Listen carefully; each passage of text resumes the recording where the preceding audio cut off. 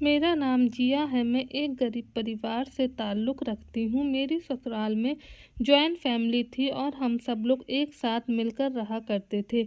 मेरी बेटी को अपने चाचा से इतना प्यार था कि वह अपने चाचा के हाथ से ही रात का खाना खाया करती थी। अगर मैं उसे अपने हाथ से खाना खिलाती तो वह रोने लगती थी। चाचा भतीजी में इतना प्यार देखकर मैं बहुत खुश होती थी, लेकिन हैरत की बात तो ये थी कि जब मैं अपने देवर के रिश्ते की बात करती थी, मेरी बेटी कोई न कोई कमी निकाल कर इनकार कर दिया करती थी। एक दिन मैं अंधेरा करके अपने बेटी के कमरे में देवर के कपड़े पहनकर चली गई। अभी मुझे उसके कमरे में आए हुए 5 मिनट ही गुजरे थे कि मेरी बेटी ने आते ही ऐसी बात कही जिसे सुनकर मेरे पैरों तले से ज़मीन निकल गई थी। माता-पिता अक्सर अनजान रहते हैं और उनके बच्चे ऐसा काम करने लगते हैं जिनके बारे में माता-पिता ने कभी सोचा भी नहीं होता है। मेरा पति इस दुनिया से बहुत जल्द ही गुजर गया था। भगवान ने मुझे एक खूबसूरत सी बेटी दी थी और मेरी ससुराल में मेरा एक देवर भी था जो मेरे पति से उम्र में छोटा था। एक औलाद होने के बाद मुझे दूसरे बच्चे की ख्वाहिश नहीं थी और मेरे पति मेरी शादी के 5 साल बाद ही मर गए थे। मेरे पति सब दो भाई थे। मेरा देवर अतुल, जिसने हमेशा मुझे अपनी माँ समान समझा था क्योंकि मेरे पति के माता-पिता इस दुनिया में नहीं थे। शादी के बाद मैंने अपने देवर की बहुत इज़्ज़त और उसका ख़्याल रखा था। हम पहले एक गाँव में रहा करते थे। वहाँ के पड़ोस के लोग हमें बहुत ज़्यादा तंग करते थे। हम गरीब लोग थे, इसीलिए अपने मोहल्ले को छोड़कर ऐसे जा भी नहीं सकते थे। मैं विधवा औरत थी, इसी वजह से लोगों ने मुझे किसी तरह के ताने देने में कोई कमी नहीं छोड़ी थी। बल्कि एक बार तो मेरे पड़ोस में रहने वाली सुमन भाभी ने एक बार मुझ पर इल्ज़ाम लगा दिया था कि मेरा उनके पति के साथ अफेयर चल रहा है। मैं बहुत ज़्यादा खूबसूरत थी, इसी वजह से अपनी पड़ोसन को बहुत बुरी लगती थी। मेरे आसपास के जितने भी घर थे, सभी घरों में मेरी तारीफ़ की जाती थी। सुमन को ये बात बिल्कुल पसंद नहीं थी, इसलिए वह मुझे लोगों की नज़रों में गिराने की कोई ना कोई बहाने ढूंढती रहती थी। उस टाइम मेरी बेटी बहुत छोटी थी और मेरा पति मर चुका था। इस वजह से मैं कुछ कर नहीं सकती थी क्योंकि मैं अपने आप को बहुत लाचार महसूस करती थी। वो मुझ पर तरह-तरह के इल्ज़ाम लगाती थी जिसको गाँव के लोग सच समझ लिया करते थे और मुझे कैरेक्टरलेस कहते थे। बात मेरी बेटी के नाम तक भी आने लगी थी कि ये ऐसी है तो बड़े होकर इसकी बेटी कैसी होगी। मेरे गांव के लोगों का कहना था कि वह मेरी शादी गांव के किसी गरीब मर्द के साथ कर देंगे, लेकिन मैं ऐसा नहीं चाहती थी क्योंकि मेरी बेटी बहुत छोटी थी। मैं नहीं चाहती थी कि कोई और दूसरा मर्द जो मेरी बेटी को स्वीकार ना कर सके, मैं उस इंसान से शादी नहीं कर सकती। मुझे अब अपनी बेटी की परवरिश की चिंता लगी रहती थी। ये सारी परेशानियां मेरे पति के मरने के बाद ही हुई थी। सुमन ने मुझे इस कदर तंग कर दिया था कि मैं बहुत ज़्यादा परेशान हो गई थी। मेरी शादी मेरे देवर के साथ भी नहीं हो सकती थी क्योंकि वह मुझसे उम्र में बहुत छोटा था। मेरा देवर बहुत समझदार और अच्छा इंसान था और मेरी बहुत इज्जत किया करता था, लेकिन मैं किसी और से शादी नहीं कर सकती क्योंकि इस गांव में सुमन की वजह से मेरी काफ़ी बेइज्जती हो चुकी थी। तो इस गांव में रहते हुए कभी भी मैं खुशहाल नहीं रह सकती थी। एक दिन तो बात बहुत ज़्यादा हद से बढ़ गई थी। सुमन ने पूरे गांव में हल्ला कर दिया था कि मैं अपने घर में गैर मर्दों को मिलने के लिए बुलाती हूँ। मेरे देवर को जब ये बात पता चली तो वह कहने लगा, भाभी मुझे आपके ऊपर पूरा भरोसा है, हम ये घर छोड़कर कहीं चलते हैं। यहाँ पर हम लोगों की ज़्यादा ही बदनामी हो गई है और फिर हमें रिया का भी तो ख्याल रखना है। वह लड़की है और मैं नहीं चाहता कि कोई हमारी रिया को अभी से ही बुरा भला कहे और उसको बचपन से ही बदनामी मिलती रहे। सुमन बहुत बुरी औरत है, उसने आपके पूरे गांव में बदनामी करवा दी है। अब हमारा यहाँ पर रुकना बहुत मुश्किल हो गया है। मैं आपकी मदद करना चाहता हूँ। हम लोग इस घर को छोड़कर कहीं और रहने के लिए चले जाएंगे। मैंने नवीन से कहा, लेकिन ये हमारा अपना घर है। भले ही ये घर छोटा है, लेकिन हम इस घर को छोड़कर कहाँ जा सकते हैं। अतुल ने कहा कि भाभी दुनिया बहुत बड़ी है, हम कहीं भी इज्जत से रह लेंगे, लेकिन यहाँ पर इस तरह से बेइज्जत होकर नहीं रह सकते। मेरे देवर ने कहा कि भाभी मैं अपनी भतीजी और आपसे बहुत ज़्यादा प्यार करता हूँ। मेरे लिए अब दुनिया में आप दोनों ही रह गए हो। अब हालात ऐसे हो गए हैं कि हमारा यहाँ पर रुकना मुश्किल हो गया है। हर कोई आपको गंदी नज़र से देखता है, तो हर कोई मुझे भी किसी न किसी बात पर बेइज्जत करता रहता है। आखिर हम ऐसी ज़िंदगी कब तक गुजार सकते हैं? सुमन ने सारे गाँव में मुझे तो कैरेक्टर लेस साबित कर दिया था, यहाँ तक कि भी कहा था कि इस घर में रहते हुए मैं अपने कम उम्र के देवर पर भी नज़र रखती हूँ और गैर मर्दों के साथ रिश्ता बनाने के चक्कर में मैंने ही अपने पति को मार दिया है। मैंने अपने पति से लव मैरिज की थी और मेरा पति मुझे शहर से भगाकर अपने इस गांव में लेकर आ गया था। मेरी खूबसूरती और मेरी लव मैरिज ने मुझे बेइज्जती और बदनामी के सिवा कुछ नहीं दिया था। मैंने सोचा था कि शादी करने के बाद जब मैं अपने पति के घर जाऊंगी तो सुकून की ज़िंदगी गुजार सकूंगी, लेकिन मुझे नहीं पता था कि यहाँ आकर तो मेरा सुकून ही खत्म होने वाला है। सुमन जैसी औरत मेरी ज़िंदगी में एक विलन का रोल निभाएगी। मैं डिप्रेशन का शिकार हो गई थी। अपनी 4 साल की बेटी पर ही बहुत सख्ती करने लगी थी, लेकिन अब मेरी बेटी 20 साल की हो गई है और मेरा देवर भी 35 साल का हो गया है। हम लोग रात के अंधेरे में वो गांव छोड़कर शहर आ गए थे। मेरा मायका शहर का ही था। मैं अपने माता पिता की सबसे छोटी और लाडली बेटी थी। मेरा पति गांव से शहर में काम करने के लिए आता था और तभी मेरा उससे अफेयर चल गया था। मैं पढ़ी लिखी लड़की थी और अच्छी तरह से इस बात को जानती थी कि मेरे माता पिता कभी भी अपनी पढ़ी लिखी बेटी की शादी किसी गांव के गंवार के साथ नहीं करेंगे। मुझे अपने पति से इतनी ज़्यादा मोहब्बत थी कि मैंने कभी उनके पढ़े लिखे ना होने का कोई मतलब नहीं समझा था, क्योंकि वह मुझे बहुत खुश रखते थे। इसलिए मैं उनके प्यार में अंधी होकर अपने माता पिता का घर छोड़कर गांव में आकर बस गई। घर, क्योंकि मेरे पति के माता पिता नहीं थे, सिर्फ एक छोटा भाई था, इसलिए मेरी शादी के बाद ससुराल में मुझे कोई दिक्कत नहीं हुई थी। जब मेरी शादी हुई थी तो मेरा देवर 9 साल का था और अब हम लोग जब शहर आए तो हमने बहुत सारी परेशानियों का सामना किया। मेरे देवर ने एक मकान किराए पर ले लिया। मैंने अपने जेवर भी बेच दिए थे जो मेरे पति ने मुझे बनवा कर दिए थे। बस इसी तरह से हमने अपना गुजारा किया। धीरे धीरे मेरे देवर को शहर में अच्छा काम मिल गया और हमारे हालात बेहतर होते चले गए। अब मेरी बेटी जवान हो गई है। हम लोग एक छोटे से किराए के घर में रहते हैं। मेरी बेटी बहुत अच्छी सिलाई आती है उसको और उसने घर में ही सेंटर खोला हुआ है और मेरा देवर लोगों के घरों में पेंट करता है। हम लोग बहुत सिंपल से लोग हैं और हमारा गुजारा शहर आने के बाद आराम से हो रहा था। पुराने दिनों को याद करके अक्सर मेरी तबीयत ख़राब हो जाती थी, लेकिन फिर मैं खुद पर कंट्रोल कर लिया करती थी। मेरे देवर ने मेरा बहुत साथ दिया था और उसने मेरी बेटी से भी बहुत प्यार किया था। बचपन से ही मेरी बेटी ने अपने चाचा के सिवा किसी और को नहीं देखा था। जब मैं चाचा भतीजी की मोहब्बत को देखती तो मेरा दिल बहुत ज़्यादा खुश हो जाता था। शहर आ जाने के बाद मैंने आस पड़ोसियों से ज़्यादा मेल मिलाव नहीं रखा था और ना ही मैं अपनी बेटी को बाहर ज़्यादा जाने देती थी। वो सिर्फ अपने कॉलेज के लिए ही बाहर निकलती थी या किसी ज़रूरी काम के लिए, वरना घर में ही लड़कियां सिलाई सीखने के लिए आती थी। मैं अपनी बेटी को बहुत समझाती थी। मेरा कहना था कि दुनिया बहुत बुरी है, यहाँ मोहब्बत के नाम पर धोखे मिलते हैं। मेरे देवर ने अपनी भतीजी को हमेशा बहुत प्यार दिया था। मेरे देवर की हाइट हेल्थ इतनी थी कि उसकी इतनी उम्र हो जाने के बाद भी वह जवान ही लगता था। मैं जब भी अतुल से शादी करने के लिए कहती तो वह अपनी शादी के लिए इनकार कर दिया करता था। कहता था कि पहले मैं रिया की शादी करूंगा, उसके बाद अपनी शादी करूंगा। मैं उससे बहुत कहती, अतुल तब तक तो तुम्हारी उम्र बहुत हो जाएगी, लेकिन वह कहता, मुझे अपनी उम्र की कोई परवाह नहीं है। मैं हमेशा अपने देवर की तरफ से बेफिक्र रहती थी। वह मेरी बेटी का बहुत ख्याल रखता था, बल्कि मेरी बेटी के साथ एक दोस्त की तरह रहता था। मेरे देवर ने कभी पढ़ाई लिखाई नहीं की थी, लेकिन शहर आने के बाद उसने अपनी कमाई से मेरी बेटी को पढ़ाया लिखाया था और उसके बाद जब मेरी बेटी बड़ी हुई तो उसने अपने चाचा को ट्यूशन दी, जिसकी वजह से मेरा देवर भी पढ़ना लिखना जान गया।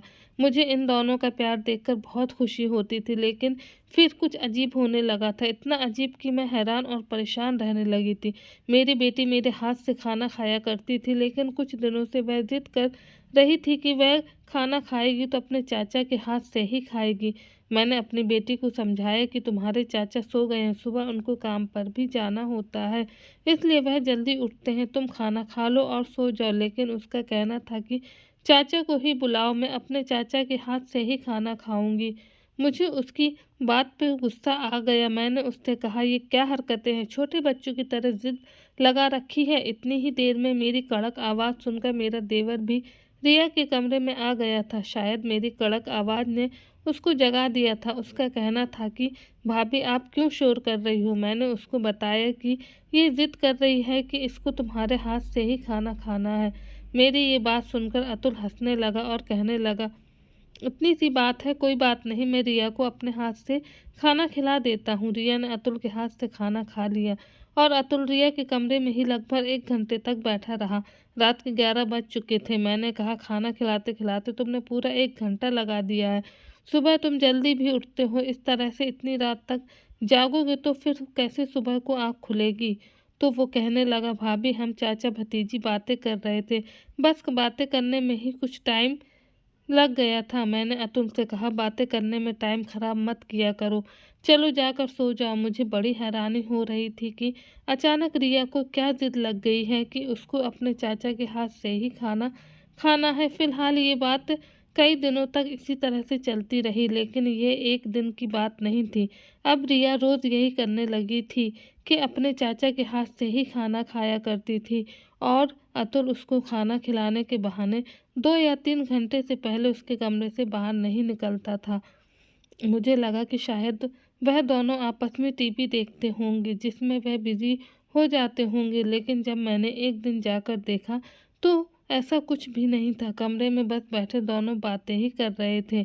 एक दिन तो 2.5 घंटे से ज़्यादा हो गया था और मुझे गुस्सा आ गया था कि ये भी कोई टाइम है बातें करने का। आखिर रात के 2-3 बजे तक कौन इतनी बातें करता है। मैंने जैसे ही दरवाज़ा बजाने की कोशिश की तो मैं हैरान रह गई थी कि दरवाज़ा तो अंदर से बंद था।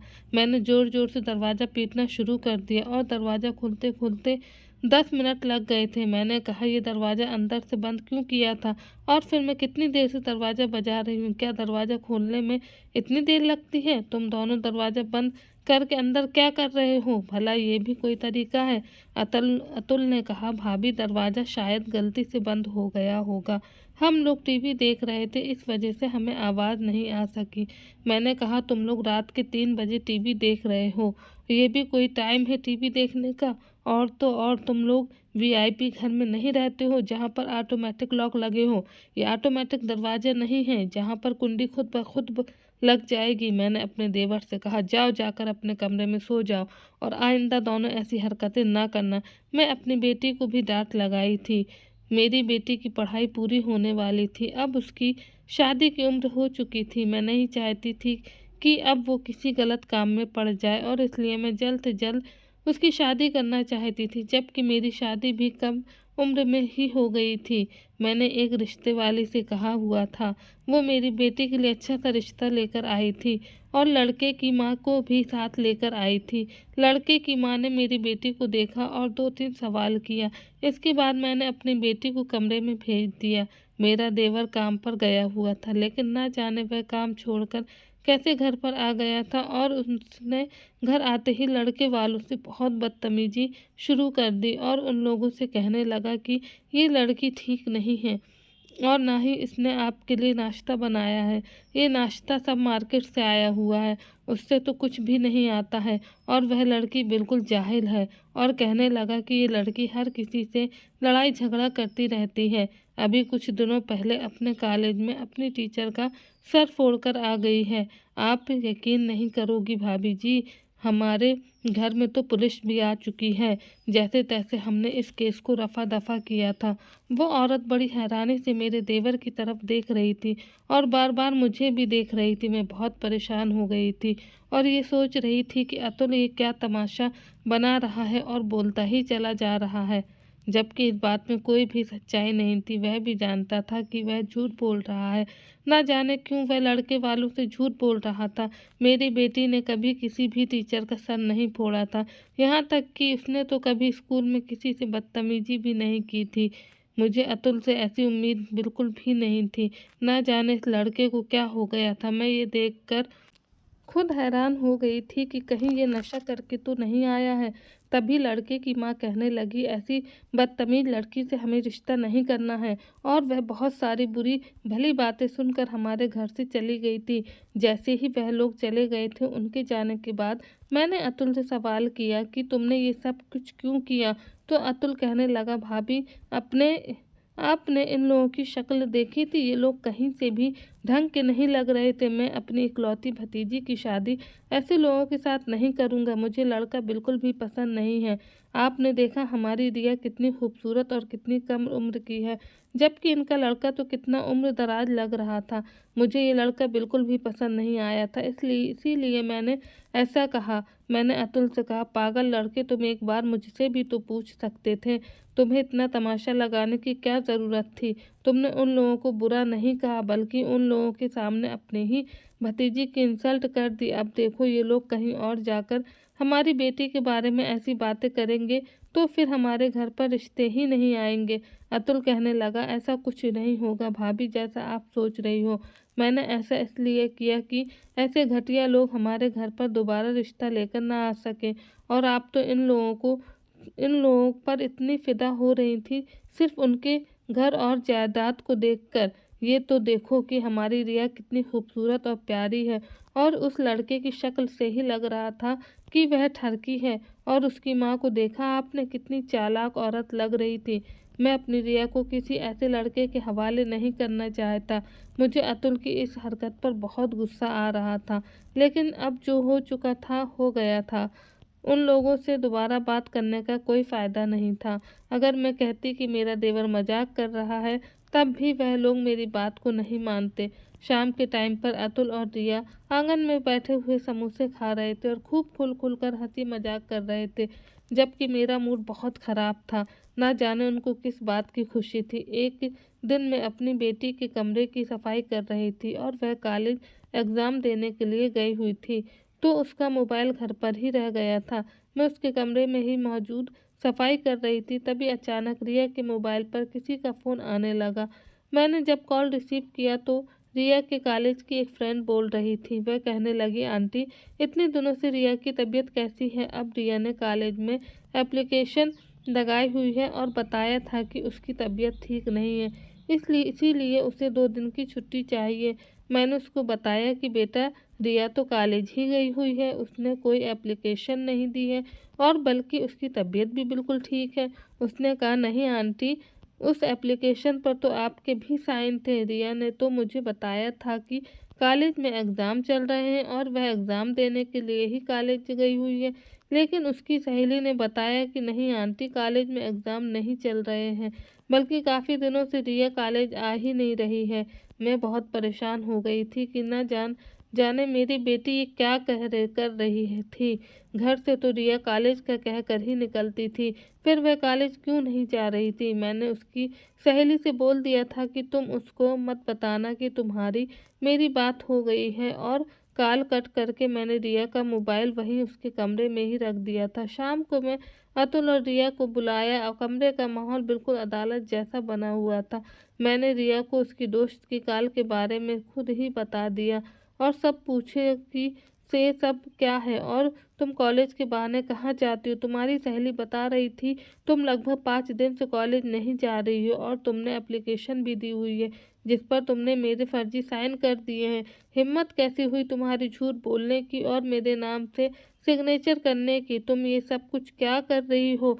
अतुल और रिया दोनों ही सर झुकाकर खड़े हुए थे, क्योंकि उनको पता था कि उनकी चोरी पकड़ी गई थी, इसीलिए उनके पास बोलने के लिए कुछ भी नहीं था। मुझे बहुत गुस्सा आ गया और मैंने कहा, जो कुछ भी तुमने किया है सच सच बताओ, नहीं तो मैं तुम दोनों को ठीक करके रख दूंगी। मैं अच्छी तरह से जानती थी कि मेरे देवर अतुल ने रिया का साथ ज़रूर दिया होगा। मैंने अपनी बेटी से कहा कि मैं तुम्हें पैसे देना बंद कर दूंगी, फिर देखूंगी तुम अपना खर्चा कैसे करोगी। तभी अचानक रिया कहने लगी, माँ, मैं कुछ दिन की छुट्टी ले ली थी और मैं अपने दोस्तों के साथ मूवी देखने के लिए जाया करती थी। चाचा की परमिशन लेने के बाद, और हम सब लड़कियां आपस में मिलकर पार्क भी घूमने जाते थे। मैंने कहा कि तुम्हें संडे का दिन घूमने के लिए और मूवी देखने के लिए नहीं मिलता है क्या? अतुल ने कहा, भाभी, मेरा दिल कर रहा था मूवी देखने जाने का, इसीलिए मैंने ही कहा था रिया को कॉलेज की छुट्टी करने और आपसे झूठ बोलने को। मैंने कहा, अतुल, आखिर तुम लोग क्या कर रहे हो? वो कहने लगा, भाभी, मुझे माफ़ कर दो, मैं आपसे माफ़ी मांगता हूँ, और रिया को भी माफ़ कर दो, इसमें इसकी कोई गलती नहीं, बस मेरा दिल कर रहा था, इसलिए मैंने रिया से कॉलेज की छुट्टी लेने के लिए कहा था और हम लोग एक दिन मूवी देखने गए तो एक दिन पार्क चले गए थे। इन दोनों का बिहेवियर मुझे बिल्कुल भी समझ नहीं आ रहा था, ना जाने ये लोग क्या कर रहे थे। घर में भी मेरा देवर और मेरी बेटी ये अजीब अजीब तरह की हरकतें घर में भी किया करते थे। मैं अब इन दोनों पर कड़ी नज़र रखने लगी थी और दोनों दिन भर खूब हंसी मजाक, कभी आपस में बैठकर 2-2 घंटे बातें करते थे। चाचा भतीजी में कुछ ज़्यादा ही मोहब्बत हो गई थी। इन दोनों को एक दूसरे के अलावा और कोई दिखाई नहीं दे रहा था। इस बीच मैंने रिया के लिए एक और रिश्ता देखना शुरू कर दिया था और अपने देवर को कहा था, अगर लड़के में कोई कमी दिखे तो मुझे बताना। लोगों के सामने तमाशा बनाने की कोई ज़रूरत नहीं है, क्योंकि तुम इतना नहीं जानते हो कि ऐसा करने से तुम्हारी अपनी भतीजी की ही बदनामी होगी और इस तरह से तुम्हारी भतीजी के रिश्ते आने भी बंद हो जाएंगे। ये बात सुनकर मेरे देवर ने एक बड़ी अजीब सी बात कही। उसने कहा कि मेरी भतीजी को रिश्तों की कोई कमी नहीं है। मैंने अतुल से कहा, क्या कहना चाहते हो तुम? मतलब क्या है तुम्हारा कि रिश्तों की ज़रूरत नहीं है? मेरा देवर कहने लगा, भाभी बस मेरे मुंह से निकल गया, ऐसी भी कोई बात नहीं है। मैं तो अपने देवर और अपनी बेटी से बहुत ज़्यादा परेशान हो गई थी। पता नहीं ये क्या करते रहते हैं और अपने दिमाग में क्या सोचते हैं। ये मेरी ही वजह से हुआ था कि मैंने अपने देवर और अपनी बेटी को कुछ ज़्यादा ही छूट दी हुई थी। इस बार मैंने अपनी बेटी के लिए जो रिश्ता ढूंढा था उसमें से कोई गलती निकाल ही नहीं सकता था। लड़का बहुत कम उम्र का था, देखने में भी हैंडसम था। उसकी फैमिली भी बहुत अच्छी थी और अमीर परिवार से ताल्लुक़ रखता था। उसके माता पिता बैंक में नौकरी करते थे। लड़का खूबसूरत और गोरा चिट्टा था और मेरी बेटी से उम्र में ज़्यादा बड़ा भी नहीं था, बल्कि उसकी उम्र के बराबर ही होगा। और लड़के वालों को मेरी बेटी पसंद भी आ गई थी, क्योंकि मेरी बेटी रिया बहुत ज़्यादा खूबसूरत थी। मैंने जब अपने देवर की तरफ देखा कि अब तो वह कोई गलती निकाल ही नहीं सकता। अतुल चेहरे से बहुत ज़्यादा परेशान लग रहा था। लड़के वालों ने कहा कि हमें आपकी बेटी बहुत पसंद आ गई है और हम जल्द से जल्द मंगनी की रस्म करना चाहते हैं और जल्द से जल्द शादी करके आपकी बेटी को अपने घर लेकर जाना चाहते हैं। मुझे ये बात सुनकर बहुत खुशी हुई थी और मुझे उनकी ये बात बहुत अच्छी लगी थी। उन्होंने कहा कि अब हम आपके घर आ गए हैं, एक बार आप हमारे घर आकर सारी इन्फॉर्मेशन ले लो। उसके बाद सारी बात बैठकर कर ली जाएगी और शादी की डेट भी फिक्स कर ली जाएगी। मुझे एक बात बहुत पसंद आई थी, उन्होंने हमें अपने घर आने के लिए फ़ौरन ही इनवाइट कर दिया था। मैंने भी कह दिया था कि हम 2 दिन बाद आप लोगों के घर आ जाएंगे। जब वह लोग हमारे घर से चले गए तो मेरा देवर कहने लगा, हम यहाँ पर रिश्ता नहीं करेंगे। मैंने अतुल की तरफ हैरान होकर देखा कि जैसे कि वह मेरी बेटी की शादी होने देना ही नहीं चाहता था। मैंने कहा, क्यों नहीं करेंगे? क्या खराबी है इस रिश्ते में? मैंने कहा, ऐसे रिश्ते तो नसीब वालों को मिलते हैं। इतना पढ़ा लिखा रिश्ता है कि मैं तो यहाँ अपनी बेटी की शादी करने के लिए तैयार हो गई हूँ और शुक्र करो जो तुम्हारी भतीजी के भाग जाग चुके हैं। मैं तो अपनी बेटी की शादी इसी परिवार में करूँगी और वह भी जल्द से जल्द करके रहूँगी। कहीं ऐसा ना हो कि ये रिश्ता हमारे हाथ से निकल जाए। वो लोग बहुत अमीर और पढ़े लिखे लोग हैं, साथ ही अपने घर की बहू बेटियों पर कोई बाउंडेशन भी नहीं लगाते हैं। मुझे उन लोगों की ये बात बहुत अच्छी लगी थी कि उनका कहना था कि 2 दिन बाद ही आप अपनी बेटी को भी अपने साथ लेकर हमारे घर पर आ जाओ। दोनों बच्चे आपस में बैठकर बातें कर लेंगे, क्योंकि उन दोनों को साथ अपनी ज़िंदगी गुजारनी है, इसीलिए उनका बात करना बहुत ज़रूरी है। मुझे उनका ये बिहेवियर बहुत ज़्यादा पसंद आया था, क्योंकि ऐसे लोग बहुत कम होते हैं जो लड़का लड़की को शादी से पहले बात करने की परमिशन देते हैं। मैंने तो अपने देवर से और अपनी बेटी से दोनों से ही कह दिया था कि शादी तो वहीं पर ही होगी। दोनों मेरी इस बात पर खामोशी हो गए थे। मैंने उनकी इस खामोशी को हाँ समझ लिया था, क्योंकि खामोशी का मतलब यही होता है। मैं लड़के वालों के घर जाने की तैयारी करने लगी थी। मैंने रिया के लिए भी एक अच्छा सा सूट निकाल लिया था और अपनी भी खूब अच्छी सी तैयारी कर ली थी। लेकिन जब 2 दिन बाद हमें उनके घर जाने के लिए निकलना था तो घर में ना तो अतुल मौजूद था और न ही रिया। दोनों ही घर से ये कहकर निकले थे कि दोनों लड़के वालों की फैमिली के लिए गिफ्ट लेने जा रहे हैं, क्योंकि खाली हाथ जाना अच्छा नहीं लग रहा था। लेकिन उन दोनों को मार्केट गए हुए 2-3 घंटे बीत चुके थे, अभी तक वह घर वापस नहीं आए थे। उन लोगों ने हमें दोपहर के खाने पर बुलाया था और दोपहर के 3 बज चुके थे और खाने का टाइम निकला जा रहा था। अगर हम देर से जाते तो वह लोग क्या समझते? ये हमारी इज्जत और बेइज्जती का मामला था। मैंने अतुल को फ़ोन मिलाया तो वो फ़ोन रिसीव ही नहीं कर रहा था। और अब कहीं जाकर उसने थोड़ी देर बाद फ़ोन रिसीव करता तो कह देता कि हम लोग आ रहे हैं, बस रास्ते में ही हैं, ट्रैफ़िक लग रहा है, इस वजह से देर हो रही है। लेकिन थोड़ी देर के बाद मेरे देवर ने अपना मोबाइल स्विच ऑफ कर दिया था और मेरी बेटी का नंबर भी स्विच ऑफ जा रहा था। मैं बार-बार दोनों का नंबर ट्राई कर रही थी और बहुत ज़्यादा परेशान हो गई थी। दोनों का ही नंबर स्विच ऑफ जा रहा था। शाम के 4 बज चुके थे और अभी तक मेरे देवर और बेटी का पता नहीं था। लड़के वाले बार-बार कॉल कर रहे थे कि आप लोग आ नहीं रहे। मैं उनको कोई ना कोई बहाना बनाकर कह देती कि बस थोड़ी देर में आ रहे हैं। मुझे उन लोगों के सामने बहुत शर्मिंदा होना पड़ रहा था। मैंने सोचा भी था कि मैं खुद चली जाऊं, लेकिन अगर वह मुझसे पूछते कि आपकी बेटी और देवर कहाँ हैं, वह साथ नहीं आए, तो मैं क्या जवाब देती। अब जब शाम के 6 बज चुके थे और मैंने अपना फ़ोन भी स्विच ऑफ कर दिया था, क्योंकि मुझ में उनके सवालों के जवाब देने की हिम्मत नहीं थी। जब रात के 8 बज गए तो दोनों चाचा भतीजी हंसते हुए घर में दाखिल हो रहे थे। मुझे दरवाजे पर खड़ा हुआ देखकर उनके चेहरे की मुस्कुराहट गायब हो गई थी। मैंने कहा, तुम दोनों को गए हुए पूरे 8 घंटे हो गए हैं, आखिर तुम लोग अब तक गिफ्ट ला रहे हो। मेरा देवर कुछ बोलने ही वाला था कि मैंने अपने देवर के मुंह पर थप्पड़ मार दिया और कहा कि ये क्या बदतमीजी लगाई हुई है, कहाँ थे तुम दोनों अभी तक। पहली बार मैंने अपने देवर पर हाथ उठाया था, क्योंकि वही मेरी बेटी को मार्केट लेकर गया था। मैंने कहा कि तुम लोग जानते हो कि लोगों ने मुझे कितना शर्मिंदा करवाया है। तुम लोगों ने मेरी बेटी तो खामोश खड़ी हुई थी, लेकिन अतुल कहने लगा, भाभी आप मेरी बात कान खोलकर सुन लीजिए, मुझे उस घर में अपनी भतीजी का रिश्ता नहीं करना है। मैंने कहा, क्या मुसीबत है, सब कुछ तो ठीक है, घर परिवार, लड़का, उसके माता पिता, उसकी नौकरी, तो अब तुम्हें क्या परेशानी है, अब किस बात की कमी निकालोगे। इस पर अतुल ने कहा, ये लड़का कितना ही अच्छा बन जाए, लेकिन मुझे अपनी भतीजी की शादी इस लड़के के साथ नहीं करनी है।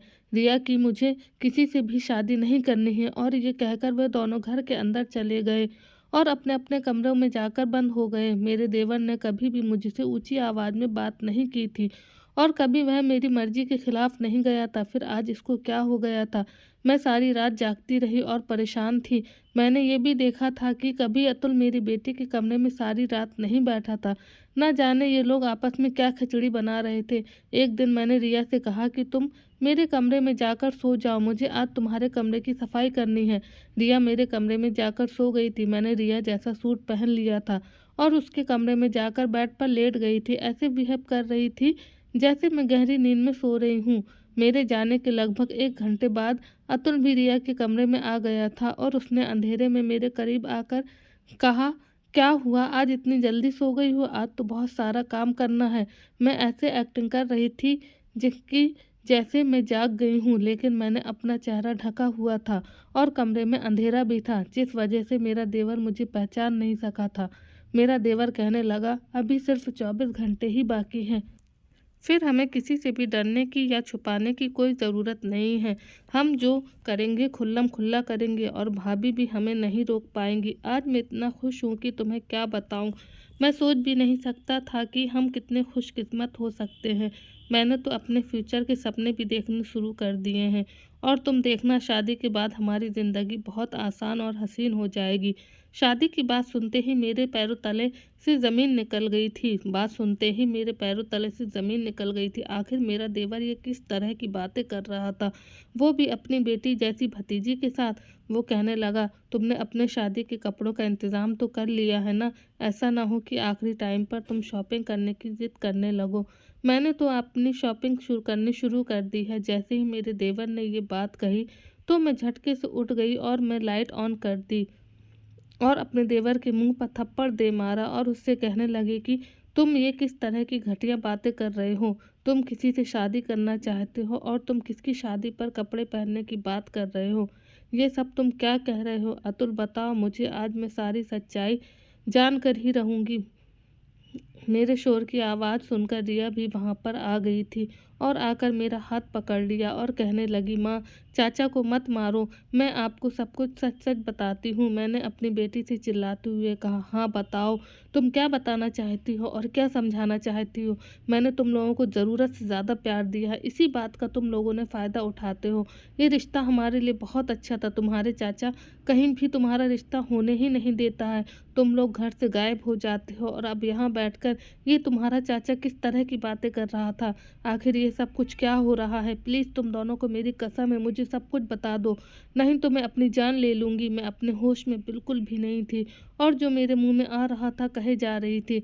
लेकिन जैसे ही मुझे अतुल और रिया ने बात बतानी शुरू की, मेरे कदमों तले से ज़मीन निकल गई थी। पहले तो अतुल ने बताया कि मुझे हमारे गाँव में रहने वाली लड़की से मोहब्बत हो गई है, जिस गाँव ने आपको बहुत ज़्यादा तकलीफ़ दी है, जिन लोगों का ज़िक्र आप इस घर में बर्दाश्त तक नहीं कर सकती। और तो और सुमन भाभी का जवान बेटा मोहन, रिया उससे मोहब्बत कर बैठी है और उसी के साथ शादी करना चाहती है। अब ये कोई इत्तेफाक था या कुछ और, जो हम दोनों आपके ही नफ़रत करने वाले लोगों से मोहब्बत कर बैठे। मुझे तो हमारे गाँव के मुखिया की बड़ी बेटी, जिसकी शादी अभी तक नहीं हुई है, उससे मेरी मुलाकात तब हुई थी जब मैं एक आदमी के घर पेंट करने के लिए गया था। वहाँ पर वह आई हुई थी और देखते ही मुझे उससे प्यार हो गया था और इसी तरह से हम दोनों का प्यार बहुत गहरी मोहब्बत में बदल गया था। सुमन भाभी के बेटे मोहन की मुलाकात रिया से उसके कॉलेज में हुई थी। इसी तरह से इन दोनों की दोस्ती भी मोहब्बत में बदल गई थी। हम दोनों अपने ही गांव के रहने वाले लोगों के साथ मोहब्बत कर बैठे थे, जिनसे आप नफ़रत करती हो। अगर हम आपको ये बात पहले बता देते तो आप हमारी बात को नहीं मानती। इसीलिए हमने शादी करने का फ़ैसला कर लिया था और यही बातें हमें एक दूसरे से काफ़ी घंटे तक बैठकर बातें करते रहते थे कि क्या करना है, कैसे करना है। और मैं अपनी और रिया की शादी के लिए पैसे भी इकट्ठे कर रहा था और वह दोनों भी जानते हैं कि उनके परिवार वाले हमारी शादी के लिए कभी नहीं मानेंगे। इसीलिए हम चारों ने घर से भागकर शादी करने का फ़ैसला कर लिया है कि हम कोर्ट मैरिज कर लेंगे और फिर धीरे धीरे आप सबको ये बात पता चल जाएगी तो फिर आप लोग हमें माफ़ कर दोगे। भाभी, हम अपनी मोहब्बत के आगे मजबूर हो गए थे। हम आपको तकलीफ़ नहीं पहुंचाना चाहते थे। हम क्या करते, क्योंकि हम मोहब्बत कर बैठे थे। सुमन भाभी का बेटा और गांव के मुखिया की बेटी, वो दोनों भी हमसे सच्चा प्यार करते हैं, तो आपकी मर्ज़ी से शादी कैसे कर सकते थे। इस बीच आप रिया का रिश्ता देख रही थी, इसीलिए मैं कोई ना कोई बहाना बना दिया करता था और रिया का रिश्ता कैंसिल करवा दिया करता था। रिया कहने लगी, मम्मी, चाचा मुझसे बहुत प्यार करते हैं। चाचा ने हमेशा मेरा साथ दिया है। क्या आप नहीं चाहती कि चाचा की शादी भी उनकी मर्ज़ी के मुताबिक हो जाए? और क्या आप नहीं चाहती कि हम अपनी खुशी से ज़िंदगी गुजारें अपने मनपसंद शख्स के साथ? नवीन कहने लगा, भाभी, हम नहीं चाहते थे कि आपको हमारी शादी की खबर हो जाए। जब तक हमारी शादी नहीं हो जाती तब तक हम आपसे ये बात छुपा कर रखना चाहते थे। इसीलिए हम बहाने बनाते थे। हमें एक दूसरे से अभी और बातें करनी थी और कल के बारे में प्लानिंग भी करनी थी। मेरी बेटी और देवर ने हाथ जोड़ लिए और कहने लगे, हमें माफ़ कर दीजिए।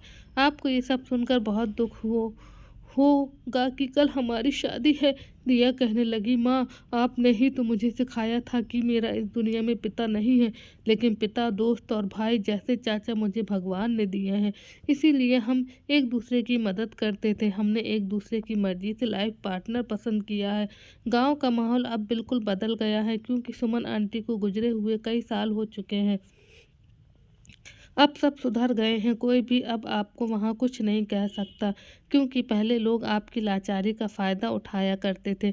अब तो हमारे हालात पहले से बहुत बेहतर हो गए हैं। इसीलिए किसी की मजाल नहीं कि कोई मेरी माँ पर उंगली भी उठा सके। आपकी बेटी इतनी हिम्मत वाली हो गई है कि वो अपनी फैमिली के किसी भी मेंबर के साथ बदतमीजी करने वाले के हाथ पैर अच्छे से तोड़ सकती है। अतुल कहने लगा, हाँ भाभी, रिया बिल्कुल ठीक कह रही है।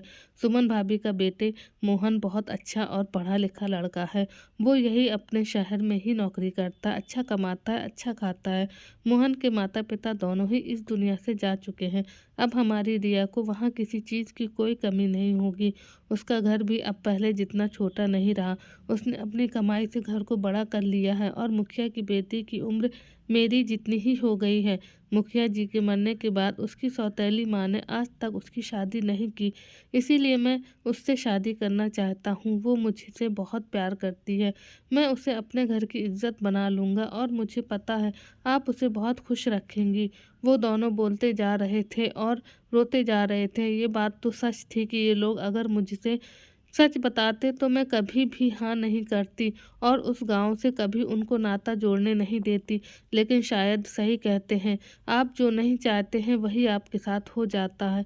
मैं उस गांव से बहुत दूर आ गई थी, लेकिन उसी गांव से दोबारा नाता जुड़ गया था। इनको प्यार हुआ तो उसी गांव में रहने वालों से। मैं एक तरफ को अपना सर पकड़कर बैठ गई थी। मुझे समझ नहीं आ रहा था कि मैं क्या फैसला करूं। वो दोनों मेरे कदमों में बैठ गए थे और उन्होंने मेरे पैर पकड़ लिए थे और कहने लगे, प्लीज़ मान जाओ, हमारी खुशी में शामिल हो जाओ।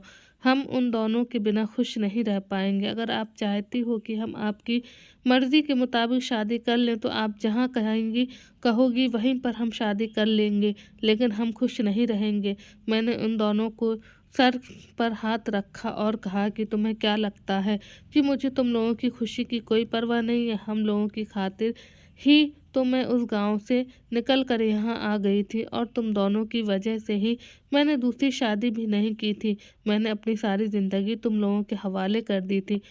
क्या अब मैं तुम दोनों के लिए इतनी सी भी कुर्बानी नहीं दे सकती? ठीक है, मैं गांव जाकर मोहन से बात करना चाहती हूँ और उस लड़की के घर पर रिश्ता लेकर जाना चाहती हूँ जिससे अतुल शादी करना चाहता है। शादी अब कोर्ट मैरिज के तरीके से नहीं बल्कि इज्जत के साथ होगी। तुम दोनों की शादी मैं ही कराऊंगी।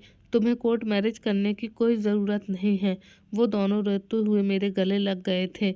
मैंने उन दोनों को बहुत ज़्यादा प्यार किया था। आखिर मेरे लिए मेरा देवर और मेरी बेटी ही सब कुछ थे। इसीलिए मैंने अपनी सारी खुशियाँ उन पर कुर्बान कर दी थी। तो क्या मैं उनकी खुशी के लिए इतनी सी भी बात नहीं मान सकती थी? और जिस गांव की बात हो रही थी उस गांव से मुझे बड़ी बेइज्जती मिली थी, लेकिन अब जब सब कुछ ठीक हो गया है, ये बात काफ़ी सालों पुरानी है, तो मैं भी इस बात को भूलना चाहती हूँ। मैं गांव आ गई और मुखिया की बेटी से अपने देवर का रिश्ता मांगने चली गई। और दूसरी तरफ मोहन के माता पिता तो मर चुके थे, लेकिन एक उसकी कुंवारी बहन थी। वह अपनी बहन को लेकर हमारे घर आ गया था। उसने रिया का रिश्ता मांग लिया था और फिर एक ही दिन में अपनी बेटी को विदा किया और दूसरी तरफ अपनी देवरानी को घर लेकर आ गई थी। अब वह दोनों बहुत खुश हैं और अपनी ज़िंदगी आराम से जी रहे हैं। मेरी खुशी तो मेरा देवर और मेरी बेटी ही थे, इसीलिए मैंने पुरानी सारी बातों को ख़त्म कर दिया था। मेरी बेटी अपने ससुराल में बहुत खुश रहती है। सुमन का बेटा बिल्कुल भी सुमन पर नहीं गया है। वह बहुत अच्छा समझदार है। उधर मेरी देवरानी भी बहुत अच्छी है। दोस्तों, वीडियो कैसा लगा कमेंट